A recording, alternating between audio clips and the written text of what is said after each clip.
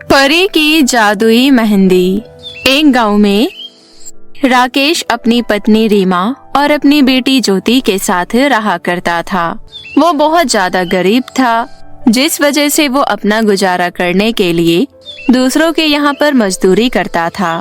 राकेश की बेटी शादी के लायक हो चुकी थी, पर वो अपनी बेटी की शादी नहीं कर पा रहा था क्योंकि उसके पास इतने रुपए ही नहीं थे, जिस वजह से उसकी पत्नी रीमा भी काफी ज्यादा दुखी रहा करती थी। एक दिन की बात है, राकेश अपने काम पर जा रहा होता है, तभी उसकी पत्नी रीमा उससे कहती है, अजी सुनिए, आपको अपनी बेटी की शादी के बारे में सोचना चाहिए क्योंकि उसकी शादी की उम्र हो गई है। हाँ, मुझे पता है कि उसकी शादी की उम्र हो गई है, पर मैं क्या करूं? अभी मेरे पास पैसे ही नहीं है, ना कोई ऐसा काम है जिससे मैं अपनी बेटी की शादी करा सकूं। पर फिर भी आपको कुछ ना कुछ तो करना ही होगा जिससे आप अपनी बेटी की शादी करवा पाएं। क्या उसे उम्र भर घर पर ही बैठा कर रखेंगे? अरे मैं कब कह रहा हूँ कि उसे उम्र भर घर पर बैठा कर रखूंगा, पर पहले रुपये तो आ जाए। आजकल कोई भी फ्री में शादी नहीं करता। और ये कहकर राकेश वहाँ से चला जाता है। राकेश के जाने के बाद रीमा अपने घर का काम करने लगती है, पर वो बहुत ज्यादा दुखी होती है कि उसकी बेटी की शादी नहीं हो पा रही है क्योंकि ज्योति के संग की सारी लड़कियों की शादी हो चुकी थी। इस बात से ज्योति खुद भी बहुत ज्यादा परेशान रहती थी क्योंकि जब वो अपनी मम्मी को परेशान देखती थी तो उसे बहुत ज्यादा दुख होता था क्योंकि उसे पता है कि हर माता पिता चाहते हैं कि उसकी बेटी की शादी हो। धीरे धीरे समय गुजरता जाता है, पर अभी तक राकेश इतने रुपए नहीं कमा पाता है जिससे वो अपनी बेटी की शादी कर पाए। एक दिन की बात है, रीमा के घर के बगल में रहने वाली विमला उसके घर पर आती है और रीमा से कहती है, अरे रीमा, अभी तक तुमने अपनी बेटी की शादी नहीं की। अब तो तुम्हारी बेटी बहुत बड़ी हो गई है। मैंने तो अपनी बेटी की शादी पिछले साल ही कर दी थी। हाँ पता है, पर अभी हमारे पास रुपया नहीं है, जिस वजह से हम अपनी बेटी की शादी नहीं कर पा रहे हैं। पर यदि भगवान ने चाहा तो हम लोग भी अपनी बेटी की शादी कर लेंगे। कब करोगे शादी? अब तो तुम्हारी बेटी बहुत बड़ी हो गई है। जब वो बूढ़ी हो जाएगी तब करोगी उसकी शादी। तब तो कोई लड़का भी नहीं मिलेगा। ये सुनकर रीमा बहुत ज्यादा दुखी हो जाती है। तभी वहाँ पर ज्योति आती है और विमला से कहती है, आप मेरी फिक्र मत कीजिए, आप अपनी फिक्र कीजिए। मेरी जब शादी होनी होगी तब हो जाएगी। आप अब यहाँ से जा सकती हो। मैं तो चली जाऊंगी। वैसे भी कौन सा मैं यहाँ पे रहने आई थी? मैं तो बस हालचाल पूछने चली आई थी।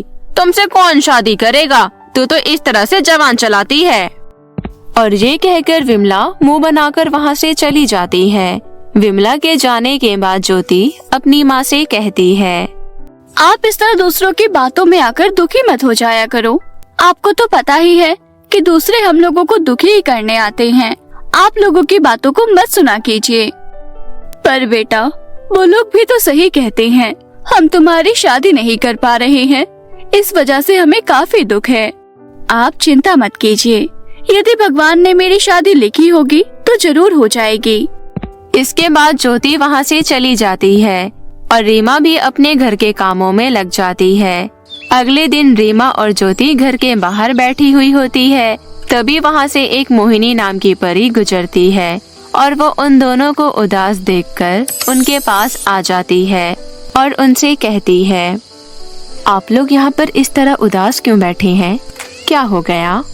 परी को देखकर रीमा और ज्योति बहुत ज्यादा खुश हो जाती है और रीमा मोहिनी परी से कहती है, अब हम आपको क्या बताएं? हम लोग बहुत गरीब हैं, इस वजह से हम अपनी बेटी ज्योति की शादी नहीं कर पा रहे हैं, पर हमें अपनी बेटे की शादी करनी है। ये सुनकर मोहिनी परी मुस्कुराते हुए रीमा से कहती है, अच्छा ऐसी बात है, तुम चिंता मत करो, तुम अपनी बेटी की शादी जरूर कर पाओगी। वो कैसे? हमारे पास तो रुपए ही नहीं है, ना ही कोई ऐसी चीज है जिससे हम अपनी बेटी की शादी कर पाएं। पर मेरे पास है, जिससे तुम अपनी बेटी की शादी आराम से कर पाओगी। और ये कहकर मोहिनी परी अपने जादू से एक जादुई मेहंदी बना देती है और उसे रीमा को पकड़ाते हुए उससे कहती है, तुम इस जादुई मेहंदी को अपनी बेटी की हाथों में लगा देना। मेहंदी लगाते ही तुम्हारी बेटी के लिए रिश्ता आएगा और इससे तुम्हारी बेटी की शादी हो जाएगी। पर हम लोग तो बहुत गरीब हैं। आजकल कोई भी बिना रुपयों के शादी नहीं करता है। तुम चिंता मत करो, ये मेहंदी लगाते ही तुम्हारे घर में बहुत सारे रुपए आएंगे। ये कोई आम मेहंदी नहीं है, ये जादुई मेहंदी है। ये सुनकर रीमा बहुत ज्यादा खुश हो जाती है और मोहिनी परी से कहती है, आपका बहुत बहुत धन्यवाद जो आपने मेरी मदद की। आप मेरे लिए भगवान बनकर आई। मैंने तो कभी सोचा भी नहीं था कि मैं अपनी बेटी की शादी कर पाऊंगी।